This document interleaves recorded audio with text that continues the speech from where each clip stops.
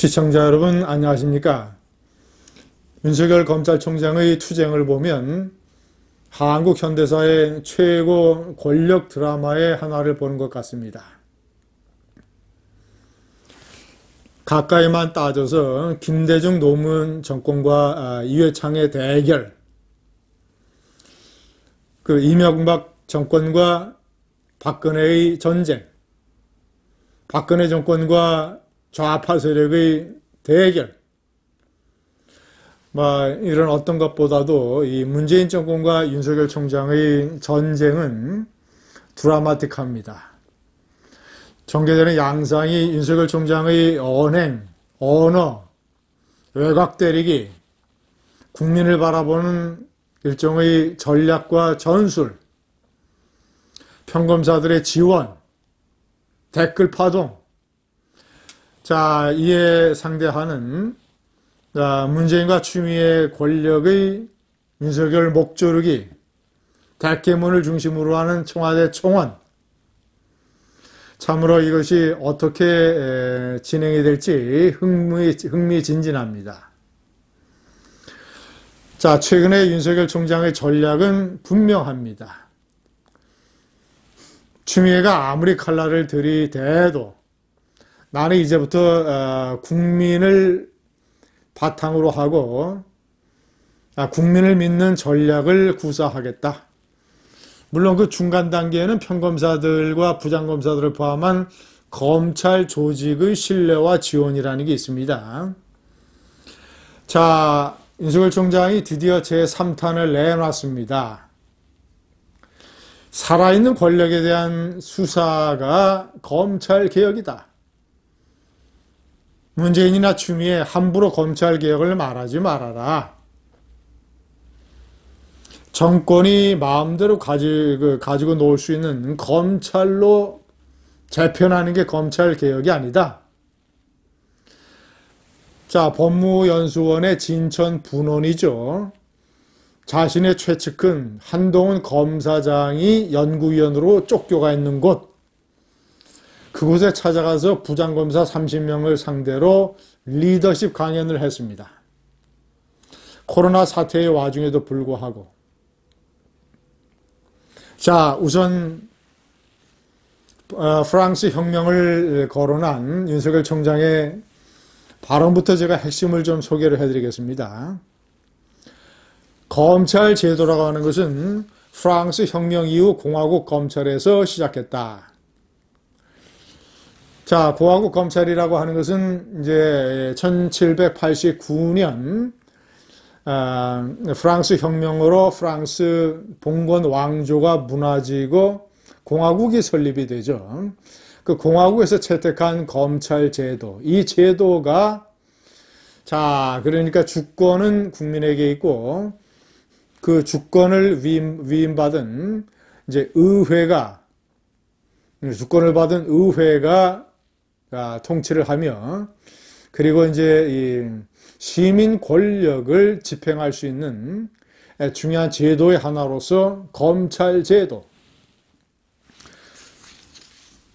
검찰은 국민이 나라의 주인이라는 공화국 정신에서 탄생한 것인 만큼 국민의 검찰이 되어야 한다. 국민의 검찰은 국민으로부터 위임받은 권력의 비리에 대한 엄정한 법 집행을 하고 그것을 통해 약자인 국민을 보호해야 하는 것이다.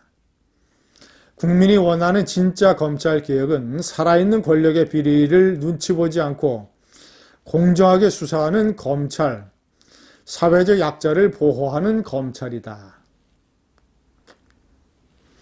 프랑스 혁명을 통해서 국민이 나라의 주인이라는 것이 확립됐다. 그런 국민은 검찰에 일종의 권력을 위탁했다. 그 권력이라고 하는 것은 권력의 비리에 대한 엄정한 법 집행이다. 그런 것을 통해서 약자인 국민을 보호하는 것이다.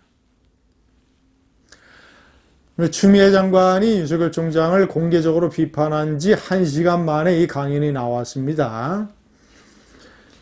윤석열 총장을 지지하는 댓글을 다하는 검사들의 사표를 받으라고 하는 청와대의 국민청원, 대개문을 중심으로 한 이 청원이 40만을 돌파하고 해서 법무부 장관이 이 청원에 대한 이 답장의 형식으로 윤석열 총장을 공격을 했습니다. 검찰총장의 언행과 행보가 검찰이 정치적 중립을 훼손하고 국민적 신뢰를 추락시키고 있다. 국민청원에 담긴 국민적 비판과 우려를 심각하게 받아들인다.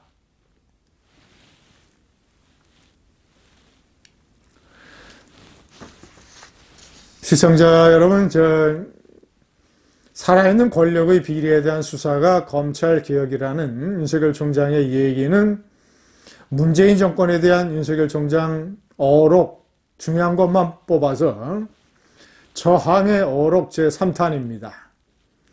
저항의 어록 제2탄은 지난번 국정감사에서 얘기한 검찰총장은 법무장관의 부하가 아니다.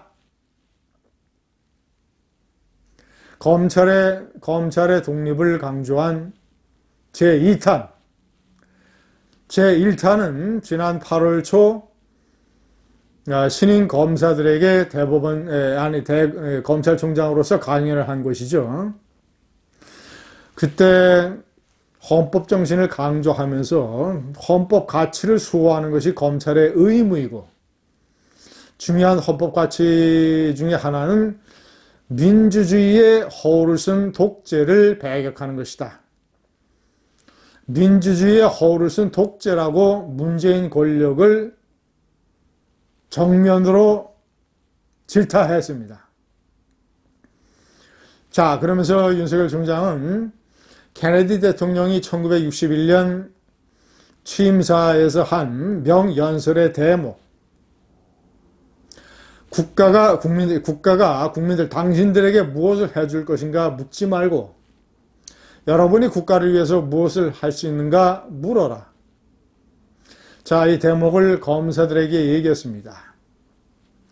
국가와 검찰 조직이 여러분들의 지위와 장래를 위해서 무엇을 할 수 있는가를 묻지 말고 여러분들이 국가와 국민을 위해서 어떻게 할 것인가를 자문하라. 시청자 여러분, 국민의 폭발적인 성원에 힘입어 윤석열 총장은 지지율 3위로 올라섰습니다. 17%. 이재명, 이낙연 21.5%. 차이가 4%포인트밖에 되지 않습니다. 저는 조만간 역전할 것으로 봅니다. 조만간 윤석열 총장이 지지율 1위로 올라설 것입니다. 윤석열 총장은 약점이 없습니다. 장모 문제는 의정부 지검에서 수사를 해서 일단락이 됐고, 부인의 현대미술 전시회 협찬 문제는 아무런 문제가 없는 것으로 거의 결론이 났습니다. 윤석열 총장은 60억 넘는 재산이 있기 때문에 돈 때문에 비리를 저지를 이유도 없습니다. 자, 그는 임기를 마치고 정치권에 뛰어들 가능성이 대단히 높습니다. 윤석열을 문재인 권력이 때리면 때릴수록 그는 커지고 그는 지지율 1위로 올라실 것이며, 그것을 바탕으로 정치권에 뛰어들면 국민의힘의 대권 레이스를 압도할 가능성이 있습니다. 그가 앞으로 결정적인 실수만 하지 않는다면, 그리고 그가 외교안보 경제 사회 문제에 관한 공부를 철저히 한다면, 문재인 권력은 그들의 시각으로 봤을 때, 그들의 입장에 봤을 때 괴물을 키우고 있는 것입니다. 감사합니다.